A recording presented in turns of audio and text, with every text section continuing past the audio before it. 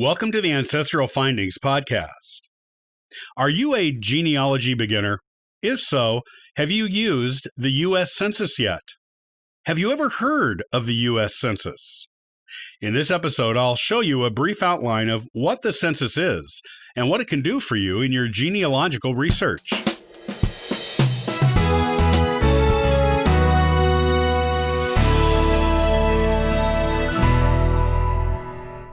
Using the US Census is one of the best ways you can begin and supplement your genealogy research. Most experienced genealogists have used it and continue to use it to enhance their family trees. However, the proper way to use the census in genealogy is not common knowledge outside genealogical circles, and so many beginning genealogists may not know how to use it. This is a quick guide to using the U.S. Census for genealogy. The U.S. Census is conducted every 10 years, beginning in 1790. Census records are kept private for 72 years after each census is done, and then they are released to the public for education and research purposes. Currently, all of the U.S. Census records up until 1940 are available to the public, with the exception of the 1890 census, most of which was destroyed in a fire in the 1930s, though small snippets of it survived and are available for public use. The 1950 census will be released to the public in April of 2022. The census allows you to jump through time in an ancestor's life. As an example, you may find an ancestor as a child in one census, as a teen in another one, and a newly married person in another, with one child in another, with 3 or 4 children in another, and with grandchildren in another, and so on. It can help you discover relatives you never knew existed.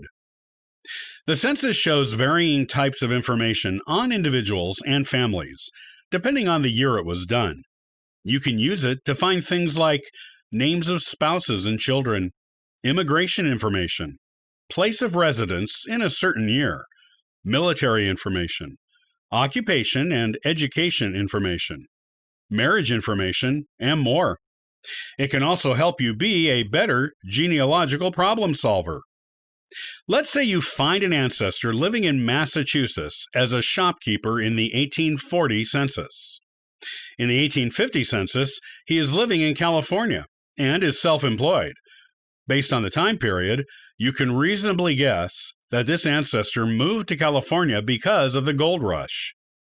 If that ancestor is back in Massachusetts in the next census, you can guess the gold rush didn't work out for him.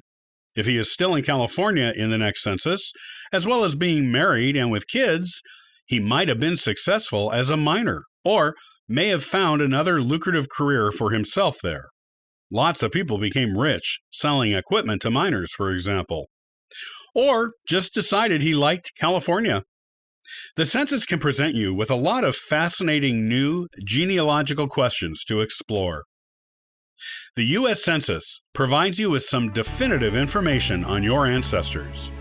It can also provide you with the framework to explore other genealogical questions, like a detective. You can find the census in most public libraries with a genealogy department, at the National Archives, and on both free and subscription genealogy websites.